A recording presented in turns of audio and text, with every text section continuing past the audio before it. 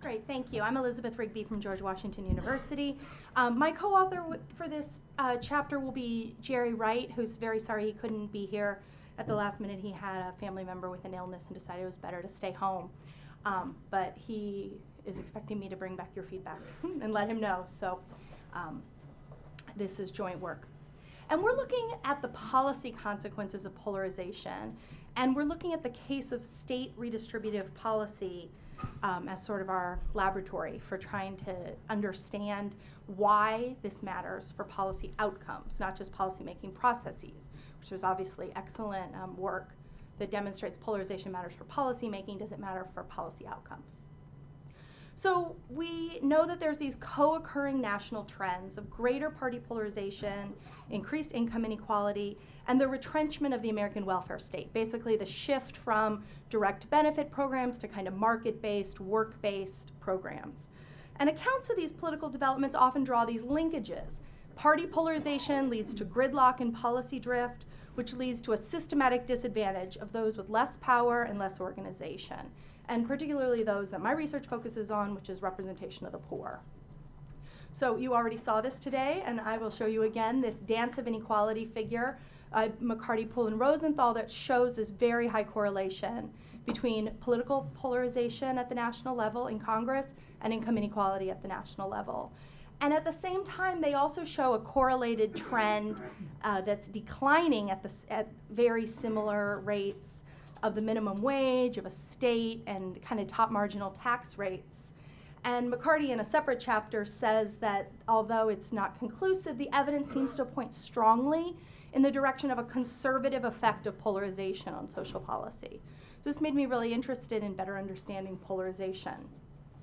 But what we note, okay, there's a slide missing. But what we note is that this really contradicts a long history and conventional wisdom of how parties matter for the poor. So we have, going back to Key, going back to the 1950s APSA report, this call for strong parties, that strong, distinct parties will provide an option for low-income, less organized, or lower information voters.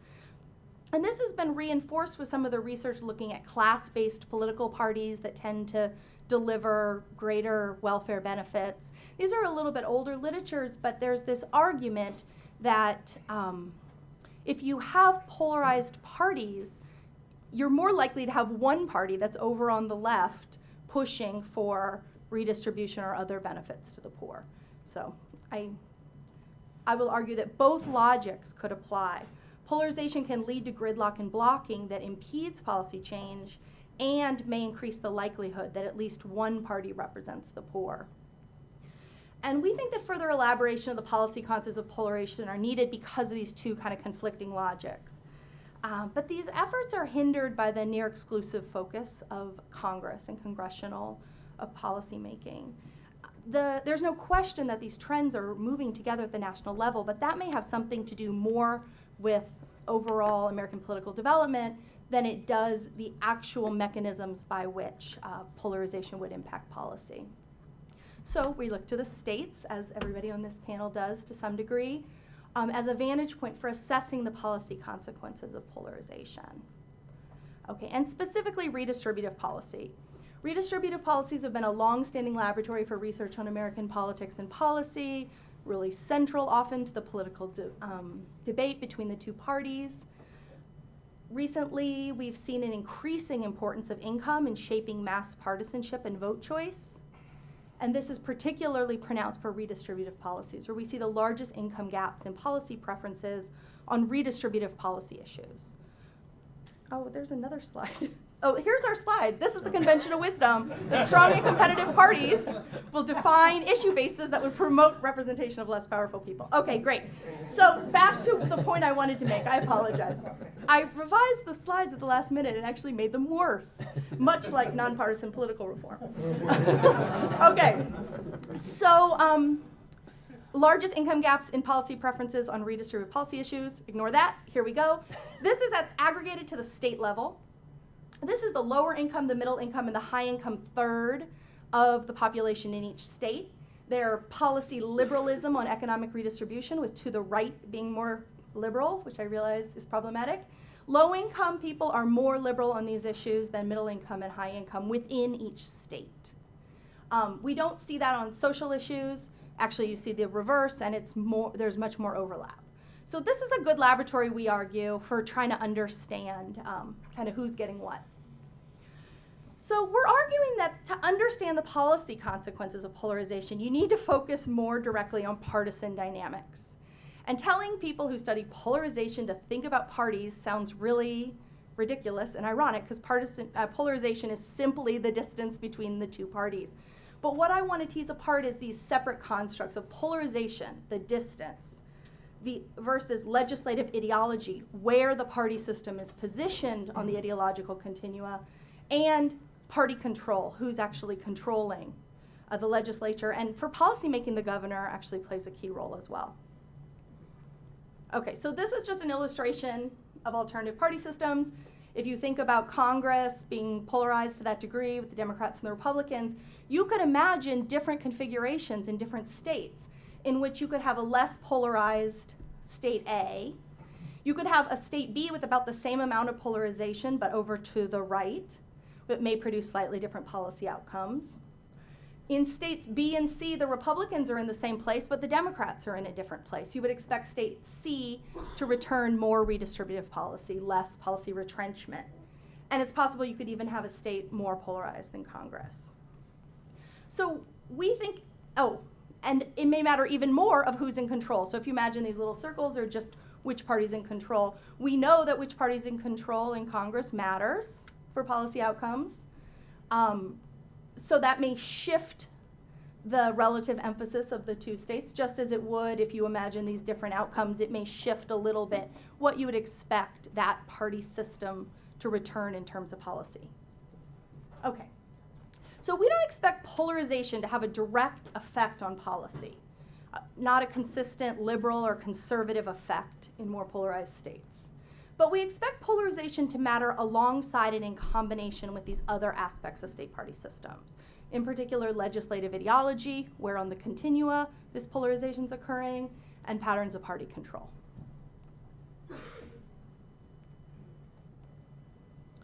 Okay, so we used Project VoteSmart NPAT data.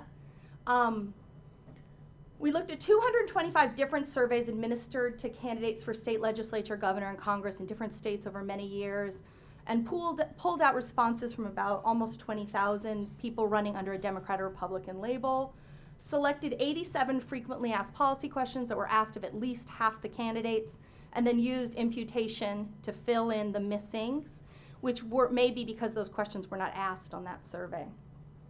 From this, we estimated policy liberalism for 98 state parties using just a first factor, and then aggregated that up for Democrats and Republicans in 49 states, excluding Nebraska.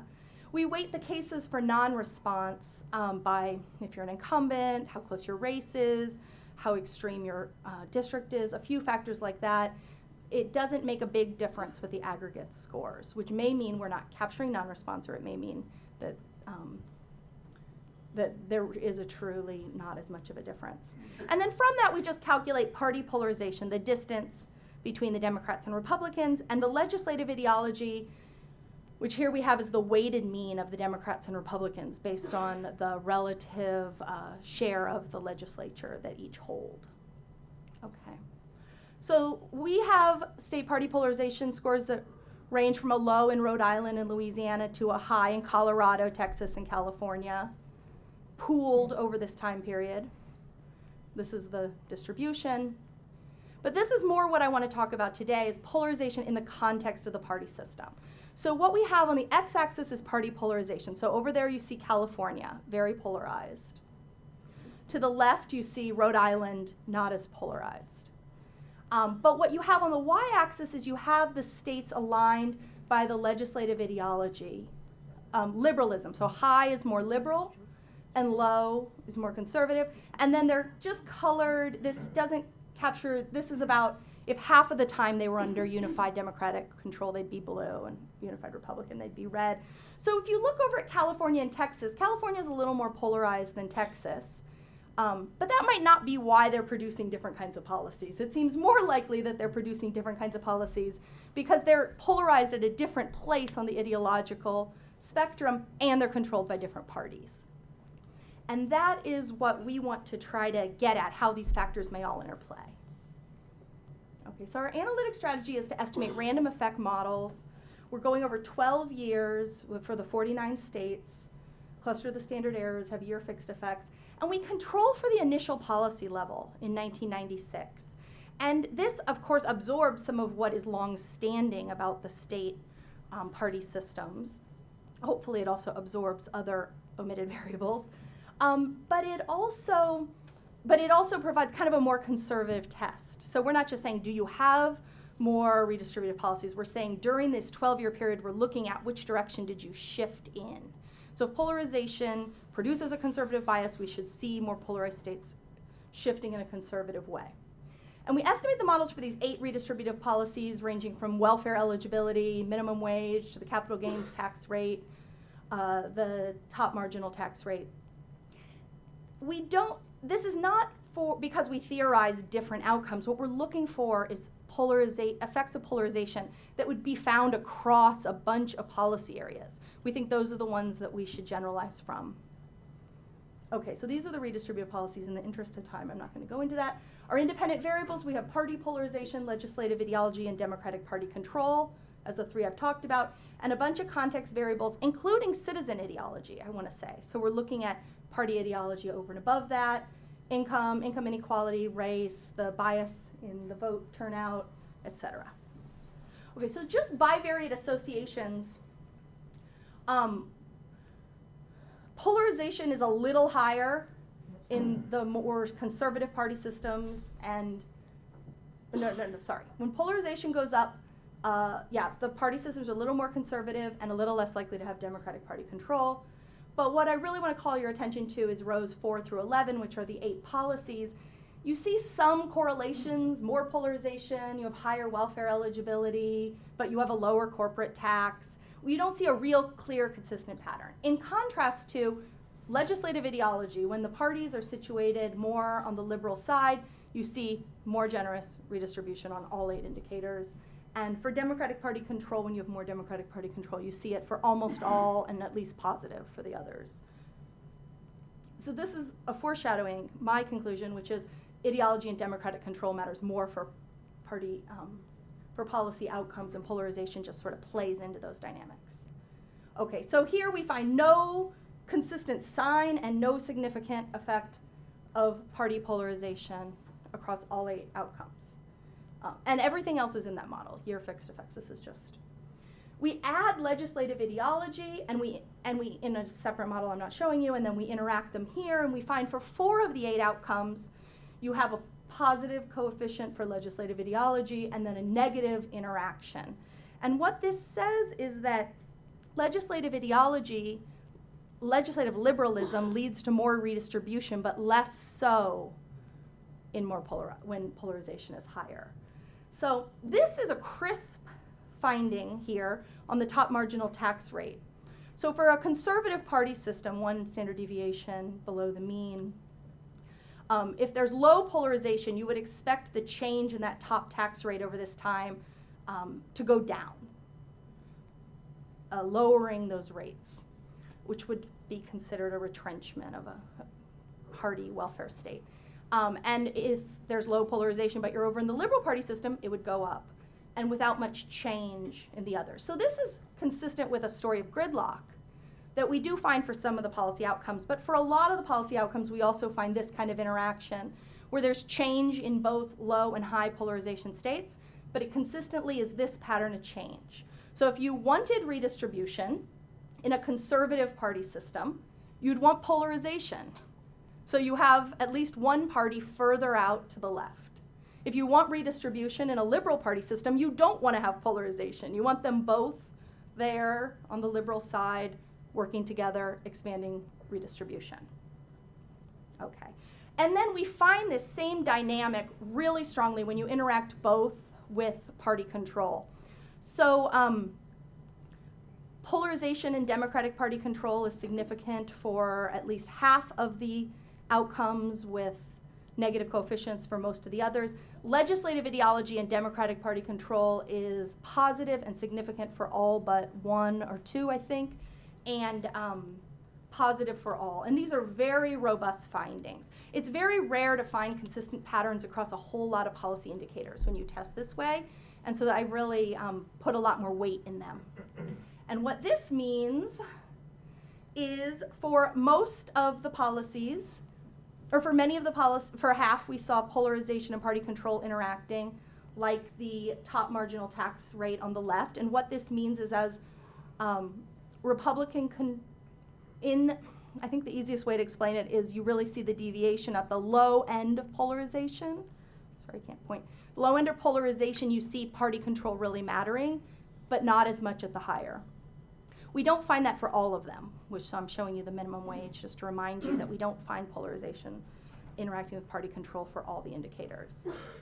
But for legislative ideology and party control, we find this for most of them, where it's at the more liberal end, you see a real deviation of the two parties, where party control makes a bigger difference. So what we take away from this is that we don't find evidence of polarization directly impacting redistributive policy outcomes in a liberal or conservative direction. Instead, polarization sort of mutes the policy consequences of party system liberalism and of party control, likely through gridlock and minority party opposition. Further, it's the liberalism of the state parties that's more consistently related to the policies that party system produces than is polarization. So we conclude that polarization is only one of many characteristics of party systems that shape the policymaking process and that particularly matter for understanding policy outcomes.